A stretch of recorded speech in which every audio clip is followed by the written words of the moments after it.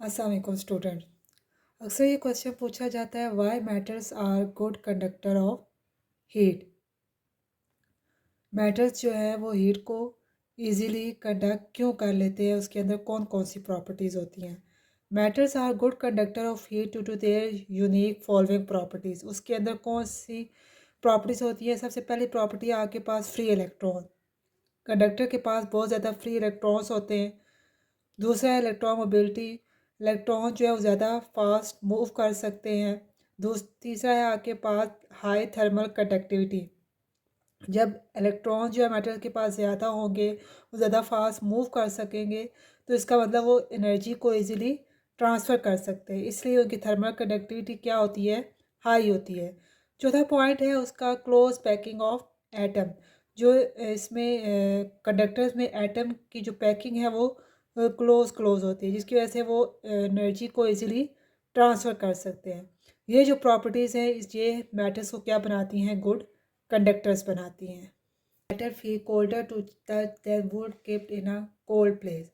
जब मेटल और वुड दोनों को हम कोल्ड प्लेस में रखते हैं तो मेटल जो है वो ज़्यादा कोल्ड फील होता है। क्यों फील होता है? वो उसमें जो डिफरेंस आ रहा होता है वो थर्मल कंडक्टिविटी का आ रहा होता है। This is due to the difference in thermal conductivity between the materials. क्योंकि मेटल आपके पास जो है वो गुड कंडक्टर ऑफ हीट है, इसीलिए वो जो हीट को आपकी स्किन से इजीली कंडक्ट कर लेता है। लेकिन वुड जो है वो बैड कंडक्टर ऑफ हीट है, वो इसलिए हीट को आपकी स्किन से इजीली कंडक्ट नहीं करता। इसलिए कहते हैं कि metal conduct heat from your skin fast as wood, creating the sensation of coldness. अच्छा, अक्सर ये क्वेश्चन पूछा जाता है कि जो हवा है वो ज़मीन से सी की तरफ क्यों ब्लो करती है। Why land breeze blow from land toward the sea. हमें पता है कि रात को जो है वो जो लैंड है वो जल्दी ठंडी हो जाती है, कोल्ड हो जाती है, जबकि सी उसके मुकाबले में जल्दी ठंडा नहीं होता।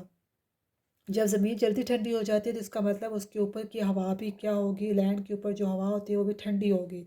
जो सी के ऊपर हवा है वो गर्म होगी, क्योंकि सी इतने जल्दी ठंडा नहीं होता।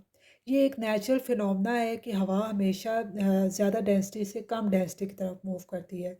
जो कोल्ड एयर होती है उसकी डेंसिटी ज़्यादा होती है, और जो वार्म एयर होती है उसकी डेंसिटी कम होती है। इसलिए जब रात के वक्त ज़मीन जल्दी ठंडी हो जाती है तो लैंड ब्रीज फ्लो करती है हायर डेंसिटी से लो डेंसिटी की तरफ। At night land cool faster than the sea, the air over the land become cooler and denser. ठीक है, लैंड जो है वो जल्दी ठंडी हो जाती है, तो इसका मतलब उसकी जो हवा की डेंसिटी है वो क्या होगी, ज़्यादा होगी।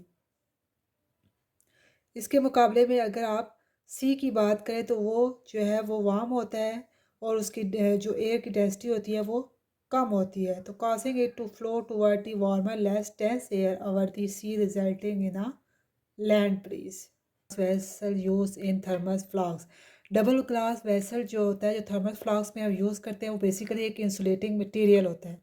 इंसुलेटिंग मटेरियल जो है वो बैड कंडक्टर ऑफ हीट होता है ना, वो हीट को इजीली कंडक्ट नहीं कर सकता।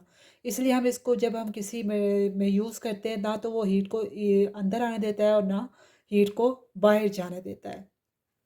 A double glass vessel used in thermal flasks has an insulating material between the wall. This insulating material reduces heat transfer by conduction and convection, helping to keep the thing hot or cold for a long time. जब हम double glass vessel को thermos flask में use करते हैं तो ये अंदर रखी हुई चीज़ को ज़्यादा देर तक ठंडा या गर्म रख सकता है, क्योंकि डबल ग्लास वेसल क्या है कि इंसुलेटिंग मटेरियल है, वो हीट को इजीली कंडक्ट नहीं करता, क्योंकि वो बैड कंडक्टर ऑफ हीट है। Why conduction of heat does not take place in gases. Gases में हम हीट को इजीली कंडक्ट क्यों नहीं कर सकते? क्योंकि गैसेस में आपके पास जो इलेक्ट्रॉन्स होते हैं वो क्लोजली स्पेस नहीं होते, यानी कि उनके दरमियान जो स्पेस होती है वो बहुत ज़्यादा होती है, वाइडली स्पेस होते हैं। जब इलेक्ट्रॉन वाइडली स्पेस होंगे तो वो हीट को एक जगह से दूसरी जगह ये जो है वो ट्रांसफ़र नहीं कर सकते। हीट को एक जगह से दूसरी जगह ट्रांसफ़र होने के लिए उनके दरमियान डायरेक्ट कांटेक्ट होना चाहिए। गैसेस में इलेक्ट्रॉन्स के दरमियान डायरेक्ट कांटेक्ट नहीं होता, इसलिए उसमें हम हीट को इजीली पास नहीं करवा सकते। In gases, particles are widely spaced and move freely, so they don't pass heat easily through direct contact. Conduction is only possible when particles have closely packed particle where they can be transfer heat through direct contact. जब भी आपके पास direct contact होगा तो आप heat को easily conduct कर सकते हैं। अगर आपके पास इलेक्ट्रॉन के दरमियान डायरेक्ट कॉन्टैक्ट नहीं है तो आप हीट को इजीली कंडक्ट नहीं कर सकते। What measure do you suggest to conserve energy in houses? घरों में एनर्जी को कंजर्व करने के लिए हम कौन कौन से स्टेप्स फॉलो कर सकते हैं जिससे हम एनर्जी को कम यूज़ कर सकते हैं। हम फॉलोइंग स्टेप यूज़ करके जो है एनर्जी को कंजर्व कर सकते हैं। सबसे पहले है आपके पास इंसुलेशन। अगर आप डोर्स और विंडो में इंसुलेशन मटेरियल्स यूज़ करें तो उससे ये होगा कि वो बाहर की हीट को अंदर नहीं आने देगा और अंदर की हीट को बाहर नहीं जाने देगा, तो उससे हम एनर्जी को कंजर्व कर सकते हैं। एनर्जी एफिशिएंट अप्लाइंसेस, ऐसे जो है अप्लाइंस यूज़ करें घरों में जो एनर्जी को कम कंज्यूम करें, जिससे एनर्जी का खर्चा कम आए। एलईडी लाइटिंग यूज़ करें।